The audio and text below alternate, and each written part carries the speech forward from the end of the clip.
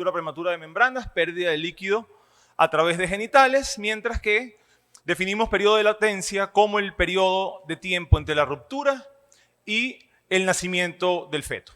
Muy bien. Para tener en cuenta, 10% de todos los embarazos, 80% afortunadamente ocurre en el término, 20% de forma pretérmino. En Latinoamérica, 1 de cada 7 nacidos es prematuro y 30% de ellos van a ser por pérdida de líquido. Son factores determinantes para buenos resultados, la edad gestacional, la facilidad de atención que tengamos en nuestra institución, el uso de corticosteroides, como lo veremos más adelante, antibióticos, sulfato de magnesio y surfactante pulmonar en algunos casos. Las infecciones intraamnióticas están hasta un 25% de los casos y hacia el término, 8% de los embarazos se complican con ruptura prematura de membrana, con un promedio de 28 horas como periodo de latencia en el 95% de los casos.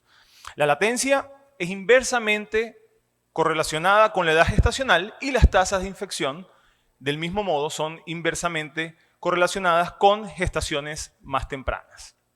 La etiología multifactorial, principalmente infección intraamniótica o infección en cualquier parte del organismo puede ser una causa fundamental de ruptura prematura que lleve al parto pretérmino. Todos estos factores de riesgo los conocemos, ¿sí?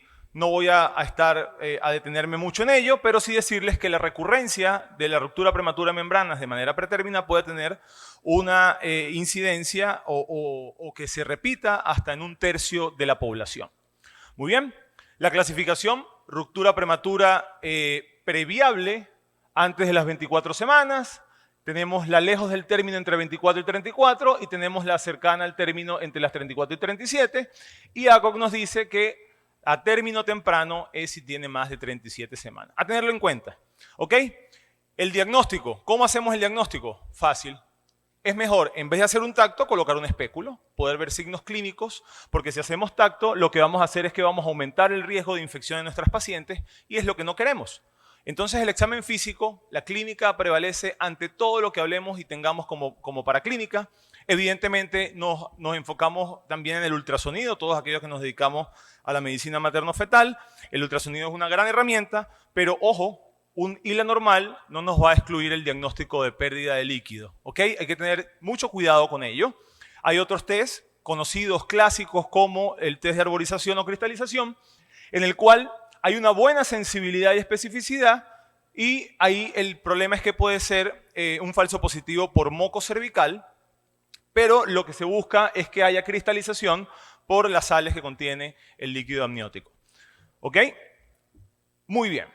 La prueba de nitracina se puede utilizar si tenemos las tiras reactivas en nuestra institución con una sensibilidad muy buena por encima del 90%, con algunos falsos positivos, pero lo que va a haber es un cambio, cuando hay el cambio de pH va a cambiar la coloración de esa tira reactiva y eso nos va a decir entonces que paraclínicamente estamos ante la presencia de una ruptura prematura de membranas. Hay algunas pruebas que pudiéramos utilizar, el Actin-Prom o el AmnioSure, depende de dónde estemos ubicados, depende de la institución donde trabajemos. Generalmente estas pruebas lo que buscan es confirmar diagnóstico y hay algunos estudios donde el AmnioSure parece que tiene mejor efectividad. Los metaanálisis que hablan del AmnioSure dicen que no hubo diferencias significativas entre ambos, pero que pareciera que tuviera menos falsos positivos el AmnioSure con especificidad y valor predictivo positivo mayor.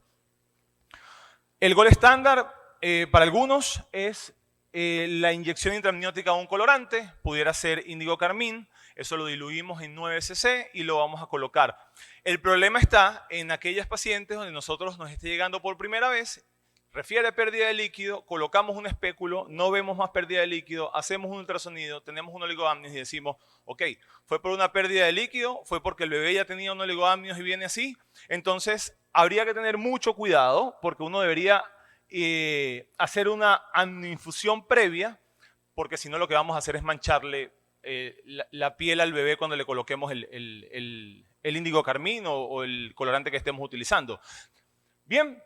En Venezuela, hace unos años atrás, se realizó un estudio de maternidad-concepción-palacio donde ellos lo que hicieron fue tomar una jeringa, colocaban solución fisiológica mediante el espéculo cuando estaban haciendo el examen físico, colocaban solución fisiológica, después tomaban esa muestra, la llevaban al laboratorio y la procesaban y se dieron cuenta que tener 0.1 miligramos de decilitro de creatinina en líquido de fondo de saco es suficiente para el diagnóstico. Así que esto es una manera que pudiéramos utilizar en aquellos lugares donde verdaderamente tengamos o muchas dudas o tengamos recursos muy limitados. Bien, ¿y cómo hacemos el manejo inicial? Aquí me quiero detener un momento para invitarlos a todos a hacer profilaxis, investigar si hay presencia de estreptococo beta-hemolítico del grupo B. Verdaderamente lo estamos haciendo en nuestras instituciones, tanto públicas como privadas.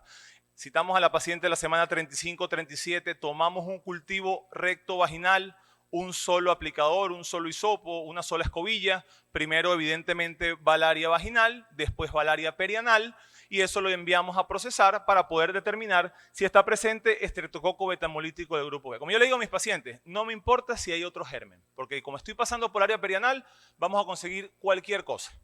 Pero si está presente esto, debemos entonces indicar tratamiento. Tratamiento que debe ser intraparto.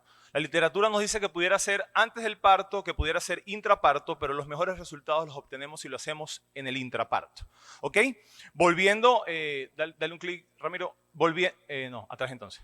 Volviendo a si tenemos ante la presencia de una RPM, entonces nosotros, la siguiente, deberíamos ver el bienestar fetal, tener presente la edad gestacional adecuada y poder decidir conducta. ¿Ok? No toda RPM debe finalizar inmediatamente. Eso lo vamos a intentar dilucidar en las próximas láminas. Muy bien.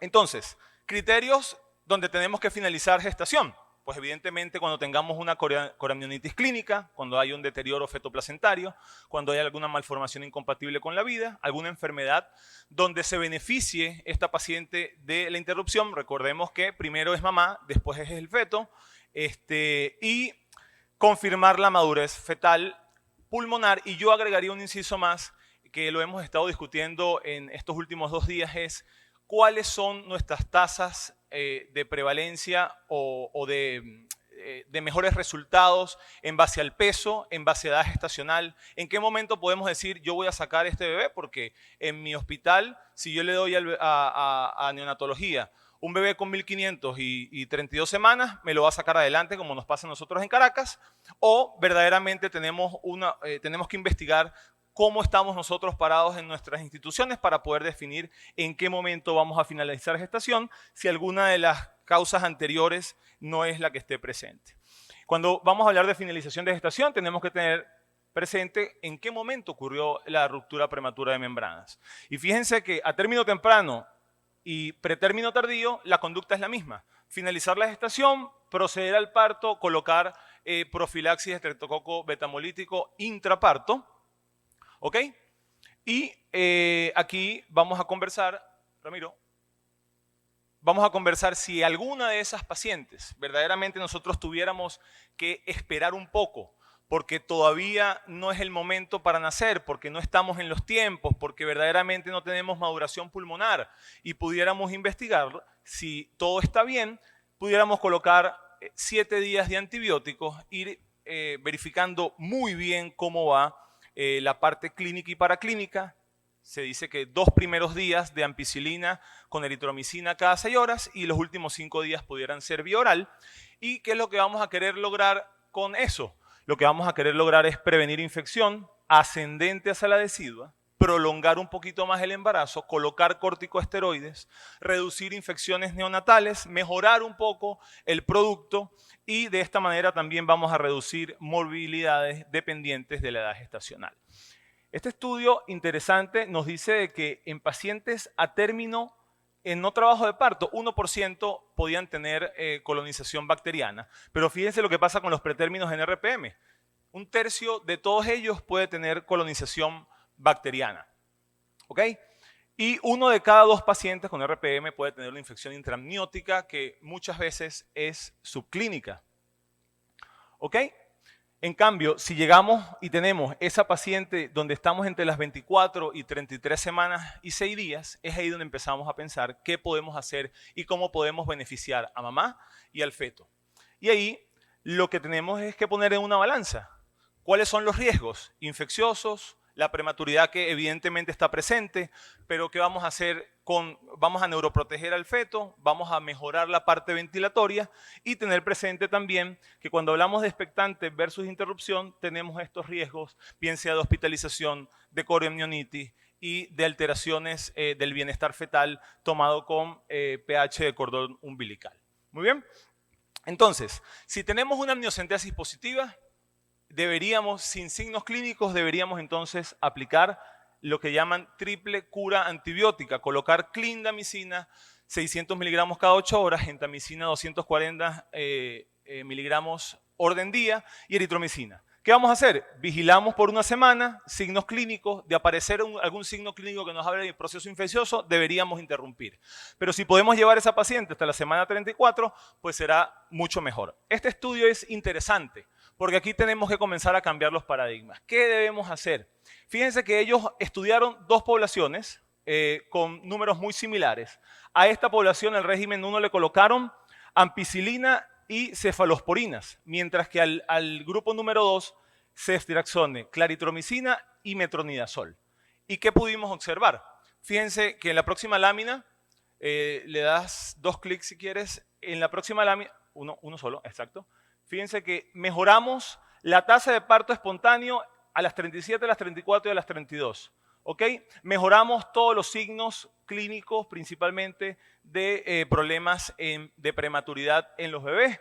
Fíjense, la tasa de funicitis, la tasa de coriamnionitis histológica disminuyó de un 92 a un 57% y todas las demás tasas de las morbilidades neonatales mejoraron. ¿Por qué? Porque aplicamos antibiótico, ceftriaxone, claritromicina y pudimos nosotros, y metronidazol, y pudimos nosotros llevar ese embarazo un poco más allá. Madurar pulmones, mejorar, estar muy vigilante de la parte clínica, y esto es lo que entonces, fíjense, esta curva nos dice que tenemos mejores resultados utilizando la claritromicina, ceftriaxone y metronidazol, y podemos llevar ese embarazo mucho más allá, un mejor periodo de latencia. ¿Por qué?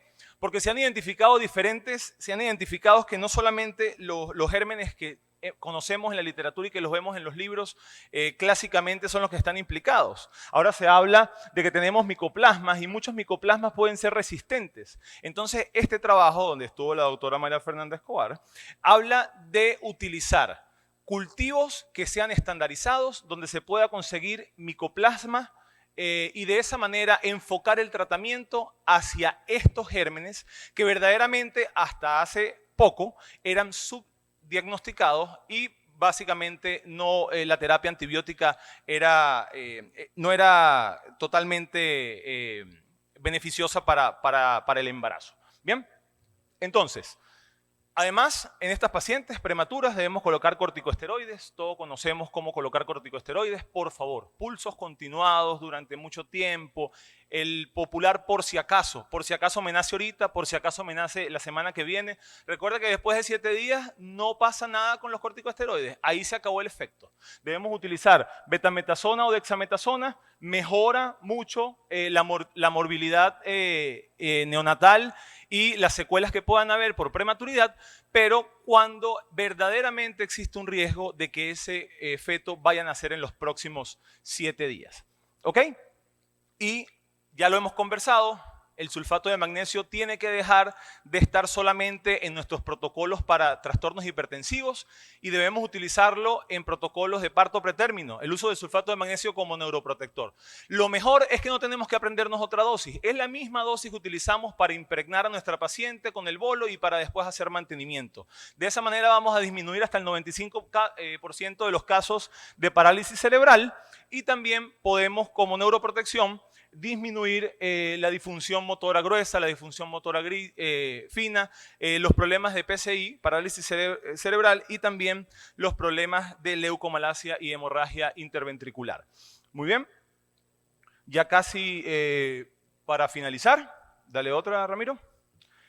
Como conclusiones, podemos decir que las pacientes con RPM antes de las 34 semanas de gestación deben ser manejadas con expectancia si no hay una contraindicación materna o fetal y principalmente tener muy presente la parte infecciosa. Los invito a que comencemos a utilizar ceftriaxone, claritromicina y metronidazol cuando queramos dar expectancia para mejorar con corticosteroides y con sulfato las condiciones de este bebé.